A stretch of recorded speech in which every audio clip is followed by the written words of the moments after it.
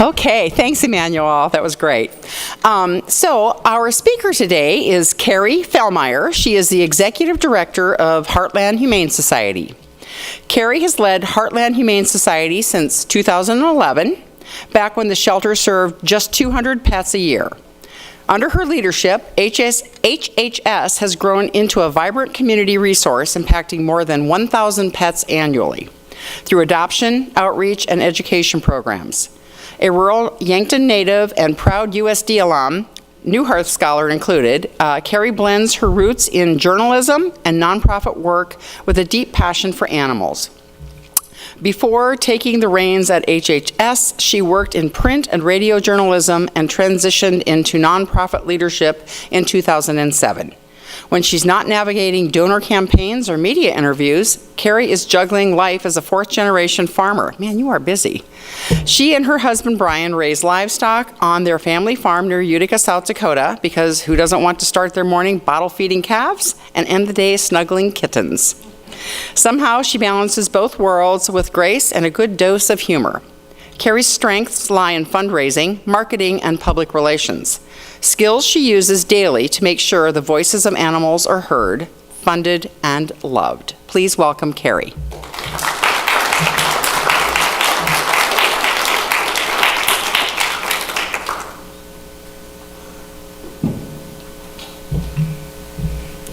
Good afternoon. That introduction, I have fond memories of Mr. Munster taking video at my farm as a child, and we got to hang on the cattle gates as you, with maybe even a cowboy hat, walked by our favorite pet cows. So it's been a long time.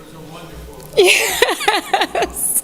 I think that we could be safe in this room to say we probably know a lot about intake and adoption and the things an animal shelter does. So I'm happy to answer those questions. I have some stats you can read while I talk today, but I really wanted to talk about the impact Heartland is making in the community and the things and resources we need in return to continue serving the way we are. Like Rotary, everything we do is rooted in service. Yes, we help animals and the people who want to surrender and adopt them, but we do a lot more crisis and communication, social work and navigation and education than I think the typical person thinks about when they think of an animal shelter. And maybe not because most animal shelters do, but because Heartland is just really rooted into the Vermillion and Yankton communities. And so we've taken on that role to do more. So I want to talk first a little bit about some of those things today. Most new was a summer program called Love Your Pets. It was partnered with Yankton Parks and Rec website for signing up, but it was free to all youth in any community. It was a multi-day program this summer. Students came in and they learned how to be a good pet ownership, what to do with a stray animal in the community, what to expect when taking your animal to the vet. So it was just a 2-week series preparing young folks to be better pet owners in the future. And it's one of the many programs. Similar new programs this year, we just partnered with Pet Wellness Veterinary Hospital. It's a brand new organization up and coming in Sioux Falls. They are building a vet clinic as well. And the whole role is to resource animal rescue shelters and folks in financial crisis about their own pets. We've been doing some pet wellness and vaccine clinics with them in the state, including in Vermillion, and I'll talk about that in a little bit. We have Community Pause, which is a really great way for businesses to get engaged. So Community Pause is bringing animals into your facility. I forgot to change slide. Bringing animals into your facility for a small donation. We do some pet therapy with your team, just snuggling some dogs or kittens, and then that business sponsors our efforts doing that other places like Boys and Girls Club or maybe SESDAC. Paw Boosters is the individual portion of Community Paws, so it's an individual donor making a monthly donation of $5 or more a month, and it lets us purchase things that aren't generally in the budget of Heartland. Think like a new dog pool for the dog backyard or laser lights for the cat volunteers. Also new this year is a revisit with our relationships with the West River. Return of the Rural Area Veterinary Association brought new wellness clinics and vaccines and spay and neuter clinics across West River, South Dakota this summer. So we created some partnerships with Rescues Unlimited out of Gregory and Cottonwood Creek Rescue out of Mission. And we are doing a lot more work back on Pine Ridge, Yankton Sioux, even back up in Cheyenne River with the Wakapawa State Animal Shelter as well. Mostly transferring animals in, but also providing some supplies that way as well. Longstanding programs, book buddies. We have had over 600 youth come into our shelter and read to dogs and cats on the floor at least one time.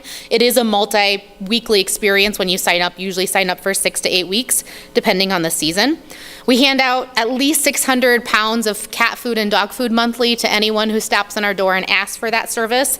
And we are on trend to be spaying and neutering over 100 community cats annually, lots of them coming from Vermillion with the help of Judy Zolik. So we're reducing unwanted cat litters here in Yankton and Vermillion area. And we do Pet the Stress. You're going to see us on campus here at USD at least 2 times a year, usually more. We do Mount Marty, we do public schools and private schools. We're at nursing homes, adult behavioral centers as well. Finally, some partnerships that keep us fairly busy. I've mentioned SESDAC a few times. We have some pet therapy with their clients as well as ABS in Yankton. This will be the first year we're not at the fair in a decade. It's just a very busy week at Heartland, so we're taking a pass, but we work very closely with 4-H and Boys and Girls Club too for visits and programming. We provide emergency assistance to folks in shelter. Think Pathways homeless shelters, domestic violence shelters. We are the animal control housing for the city of Yankton. We are not animal control, but we take care of the animals for them. And many partnerships with public and private schools throughout the school years, and some daycares as well, and preschools. We do some education as young as 3 years old on blight prevention. So that keeps us pretty busy. Ways you can get involved in some of that is obviously a financial gift, and I'll have some opportunities today to do that. We are gearing up for our 2026 board season, and there's been some folks in this room, Sue Tuvey except especially, have been board members. If that's of interest, I encourage you to ask Sue about that experience. Our board members serve 3-year commitment. They can do 2 terms if they wish, and we're really, as we look at 2026, focusing on making our volunteer orientation become more digital, kind of getting into the digital area with volunteer communications as well. We need a new website, obviously fundraising, and then human resources or facility management. Something very simple that seems to fill folks' cups is to just be simply on our transport team. All that is a text message going out that we need someone to be at the coffee cup on Sunday at 3 o'clock to accept a puppy from Brookings Humane Society and drive it to Yankton. It could really be that simple. We do travel, Lake Andes, Sioux Falls, Sioux City, not very far do we do transport, but we do help move animals around the state, and so that is all volunteer. We do have a van if you don't want to use your own vehicle.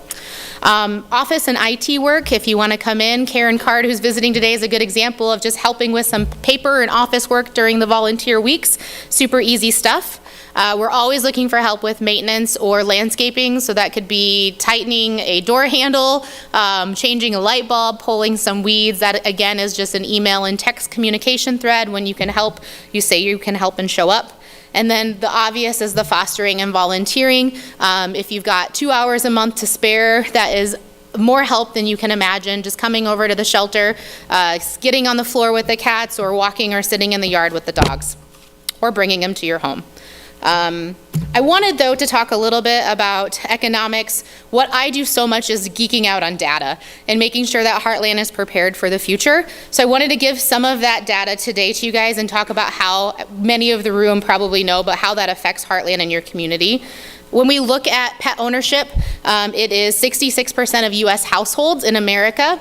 But when they take that and look at the rural area, it's actually 71%. So it'd be safe to say in South Dakota, we're probably between that 66 to 71% of households have a pet in them. That requires a lot more veterinarian services than we're seeing in our communities. Over the next 10 years, the U.S. is going to have a shortage of 20,000 vets in the United States, and I feel like they all belong in South Dakota and Nebraska. It is very much a shortage. Not so long ago, Vermillion had 2 vets at one location. Yankton had 7 or 8 vets between the locations. Today, if you need veterinary services, you have 0 in this community. Over in Yankton, we have 5 vets, 3 of them near or at retirement age. 1 is for sale, 1 is not taking new clients, for example. So really, we have probably more like 3 or 4, not quite 5 vets in town. As those retire, we're going to need to solve this problem. If we look at that, and I know the city has done a lot of research, it is easy to say that just in Vermillion you have easily 2,000 homes that are looking for a vet locally, and there's got to be some moment and some momentum to attract somebody if we can provide them that data. When we look at Irene and Wakanda and Gayville and Yankton and McLean and Burbank, the pet owners continue to grow. I promise you, I see the owners' surrenders and adoptions, and they also are looking for veterinary services. We have clients or folks and volunteers and supporters going to Dakota Dunes and Sioux City and Sioux Falls pretty regularly for vet care, and so there's just a need here in the community. What does that mean for Heartland? Never before have so many animals been coming to us with either no medical history or outdated medical history. A lot of the reasons we're seeing surrenders is the lack of resources to care for that animal, and when we break it down, it's not financial, it's literally time and resources. I don't have time to take off work to drive to Sioux Falls to go to a vet, and my animal is aging, it's arthritic, I don't know what to do, and so it's really good people who feel like they don't have the resources in their community to continue owning an animal. Another thing we really are starting to face at a national crisis is renter ability to own animals. In the United States, only 38% of people who rent own an animal. And so I encourage you, if you are a renter in this community, if you start thinking about asking questions to your tenants instead of just a hard and fast no, and I have actually owned rental housing, so I know how challenging of an idea that is, but asking on average, how much do you spend on the animal? How many animals do you have? Because quite frankly, 1 or 2 is gonna be a good answer. Most people don't have more than 2 pets in their home. What do you do for obedience training in the past? Do you use doggy daycare? Have you boarded your animal? Those are questions I think if we're asking pet owners, we're gonna find that there are folks who rent who are very much qualified to be a good pet owner. Instead, what we're seeing is folks who are allowed to have pets, that 38% often end up surrendering their animal because they've moved from one rental to another and that pet has been denied at the application status. Finally, a big stat that no one thinks about but me is millennial ownership. Millennials own about 38% of the animals in the United States, which should seem a good thing because they're young, but when their parents and grandparents are aging out for health reasons, they're not able to absorb those cats and dogs into their own houses. They're feeling at capacity financially, animal numbers in general, and so we've seen a big uptick in the last probably 24 months of a lot of animals coming in are because of senior aged owners wanting to move that animal out of their home so that they can move into senior living or even passing away. So it's a lot of family members, children and grandchildren that are calling us, asking us for those services. And believe it or not, if you are an elderly old lady with a cat living in her house for 5 years, that cat is not so keen on wanting to come to the craziness of a shelter where we have Boys and Girls Club kids running around and book buddies. It can be quite stressful for the animals that are coming from those experiences. So those are all big ways that are impacting us. I did want to take a moment because there was grant money behind this. The Vermillion Community Foundation allowed us to host that chip and microchip and vaccine clinic back in June here in Vermillion. And we wanted to share that data, so we're really getting it out there, and I can kind of break it down for what I think it means too. But we did serve 29 households that evening at the 4-H grounds for a total of 98 pets. So we had a few households with quite a few pets. The good thing was, though, the average house was 2 pets coming to the clinic. Only 3 homes had over 2 pets that came to the clinic that evening. 2 was very much the dominant number. I also think there was only 1 or 2 homes that had 1 pet. And so we were able to do 70 vaccines against rabies that night, so 70 more animals in our area that we don't have to worry about rabies about, and we did microchip 68 too, which helps for lost and found services. The alarming number we got from all of this was 12 of the homes, 43% had an unaltered animal.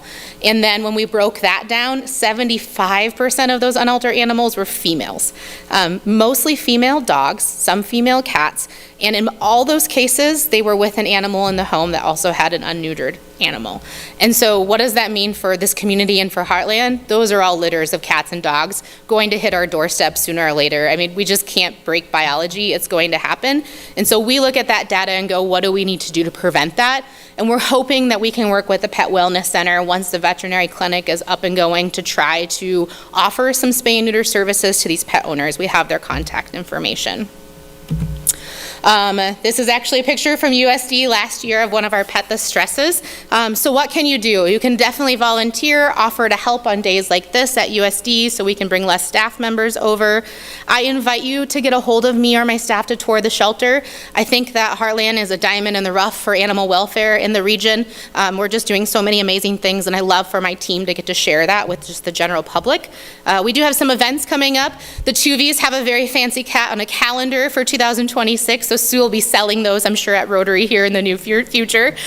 We do have an Amazing Acres Pumpkin Patch Day coming up September 6th, so that's a very pet-friendly, family-friendly event at the Pumpkin Patch west of Yankton. We're going to be sitting down at a gala-type event in early November at Hillcrest over in Yankton to talk about these numbers and what it means for the future, and hopefully raise some pretty good money that night. We will be, the annual Pooch Plunge, thanks to the City of Vermillion, is the Tuesday after Labor Day. Do some math, the 2nd or 3rd of September, and that has generated about 100 to 200 dogs in our community getting to have a pool party every year, free will donation to Heartland, so that's also a lot of fun. Even if you don't own a pet, or if you're like me, you've never owned a dog that can go to the pool party and actually behave itself, just generally come and watch. If you like dogs, that is a very fun event to watch dogs have a very good time.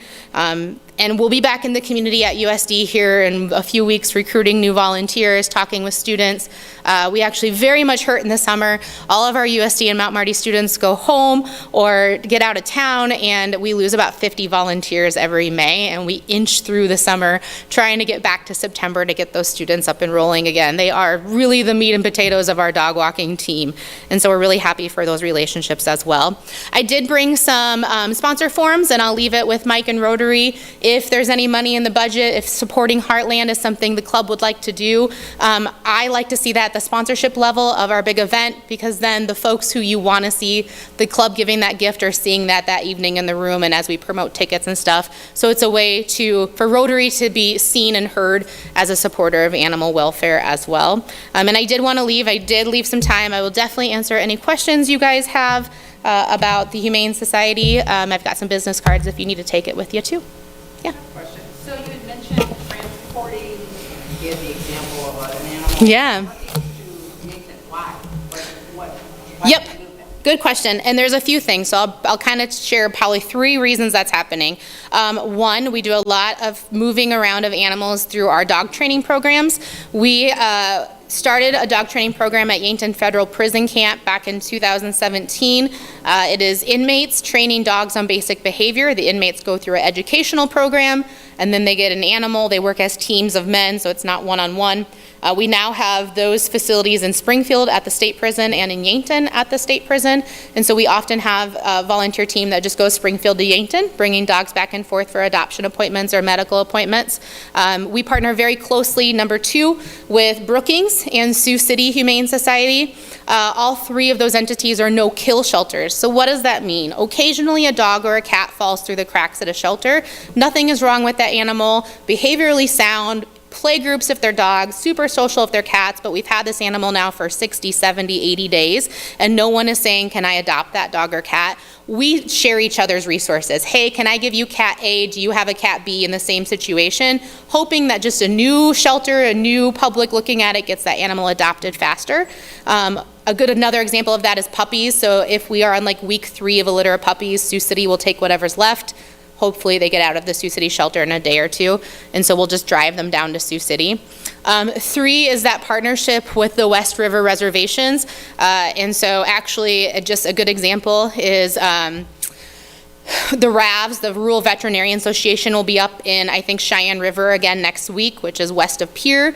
As they talk to owners, the goal again is financial stability. So if someone presents themselves with 4 dogs and they really can't afford 4 dogs and they're willing to let one go, this whole scheme of who can help comes in, and so that transport leaves Cheyenne River, goes to Sioux Falls, meets Brookings and Sioux Falls Humane Society, drives down to the Coffee Cup, meets Heartland and Sioux City, and then drives back home, whatever volunteer did that. So that volunteer has the big leg, and we just have those tiny legs where we just need to finish the transport back to the shelter so that animal can be put up for adoption. Sue.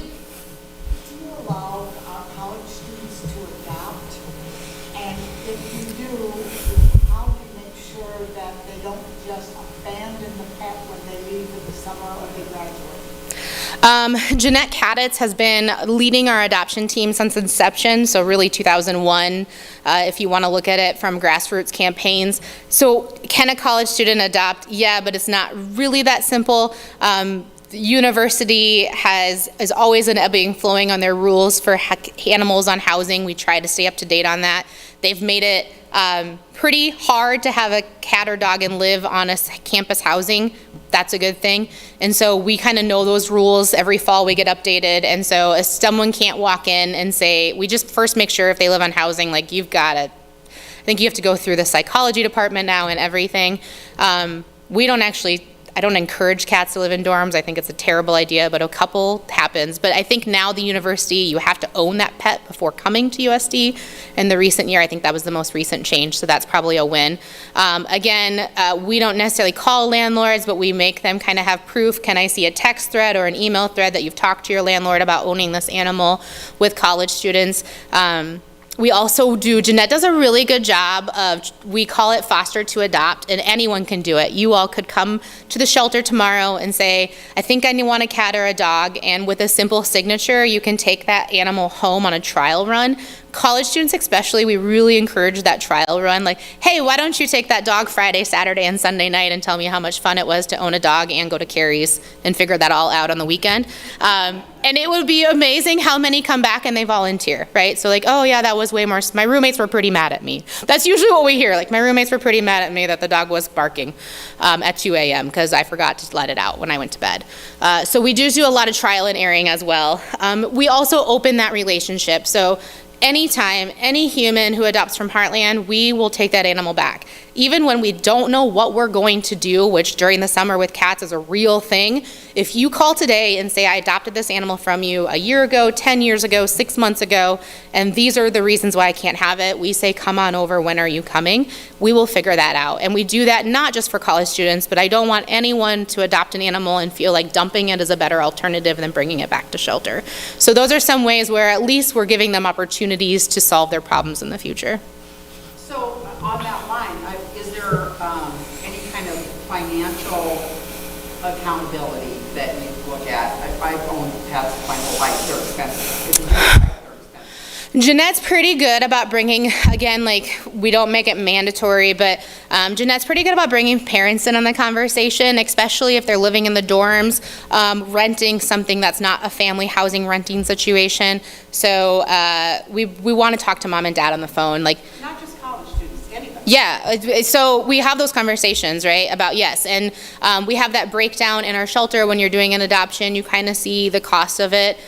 I'm also a really big proponent. Very rarely will you see free, never, but even reduced adoption fees are pretty rare for us. We start off our adoption fees at $175 for dogs and $200 for puppies, and I do that because if you can't afford $175, you cannot afford a dog. It's still a really reasonable cost. They're fully vetted. You're saving a ridiculous amount of money than getting a free dog and having to go to the vet. And we get some slack from it from people who can't afford it, and I'm okay with that. I'm okay with someone being frustrated that they can go to Sioux Falls and get a dog for free on Saturday, and we still want that $175 because you're absolutely right. And we deal with it every day. That's where I kind of started. We do more social work than I would have ever imagined when I got into this so many years ago. And a lot of what I do is having really tough conversations with people about, you have too many pets. The pet food pantry is a good example. They'll come in and our first thing are cats or dog food, cat food, how many cats? We always say how many.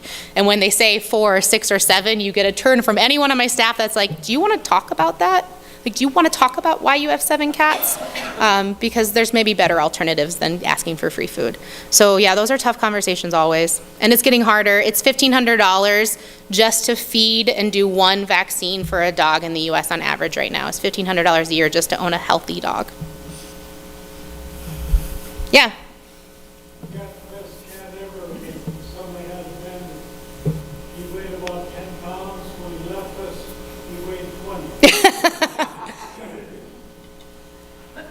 Part coyote, maybe. Yeah. I would love to find you a cat. Yeah. We got our dog, Billy Olson, from you guys, and we got her first at your website. You have an awesome website. Thank you. Pictures of the dogs and the cats, a little write already knew the 3 or 4 dogs we wanted to meet. Thanks. I like that feedback. Yeah, Jeanette is amazing with the adoption team. She has a hard time letting things go and trusting other folks, but we really have I have a really great staff right now. And when we talk about reduced fees, we're considering reducing a cost of adopting if the staff can recommend the animal when you take that opportunity. Because again, folks come in and they have an idea of what they want and it's not the right fit. So, yeah, we might actually do some features with that and play with it, but. You're an easy group. Yeah, Karen. I've been volunteering over there for about a year, and one of the things that I did as a former academic is I went and visited shelters in the area. And I learned a lot. Some of it we were able to implement or think about. But one of the things that impressed me was how good we have it at Heartland. It is clean, it manages the numbers. Many of the other shelters rely a lot on part-time help. We have like 3,000 more volunteers, and it really becomes a real help to have other people there. I go over with a colleague this afternoon to volunteer with that.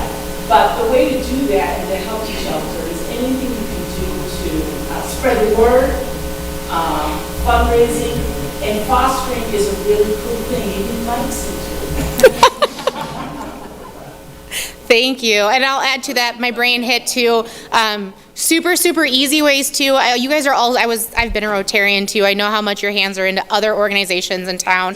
If someone is doing drives or rummage sales or auctions, we always need blankets and towels, and I will take open bottles of laundry detergent if you're pretty sure it's laundry detergent. So even thinking about that way, if you're into any organization where we're throwing things in the garbage, not just Heartland, think about if anyone else in town can reuse that. Because we always run a shortage of blankets especially, and I'm not going to go buy them. It's not my budget. So we just throw it out on social media and people will clean out their closets. But there are some things that we use and reuse daily in our community that Heartland can take off. I don't do human pillows, but dog pillows, used dog toys if you have lost a dog, or if your dog's activity levels have changed, or if you bought a bag of toys and he doesn't like them, or cat-wise. We reuse lots of things to keep our budget low.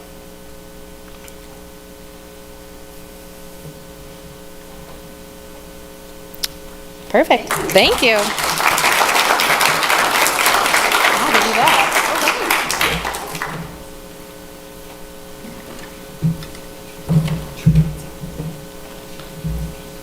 Okay, there was one thing I forgot to mention a little earlier. We're still looking for a vice president, Russ Olson. Not just Russ. Everybody, please keep that in mind. We are still looking for a vice president. We're going to have our 50-50 drawing. And Kerry, I'll let you. Scott one last week.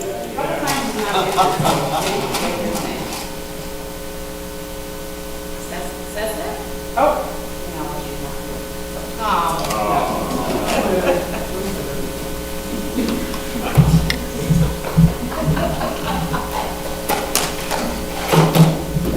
Okay, once again, Kerry, thank you, and Karen, thank you for joining us today. Jim, you want to, I know he's here, I saw him earlier. There he, yes. Can you please lead us in song?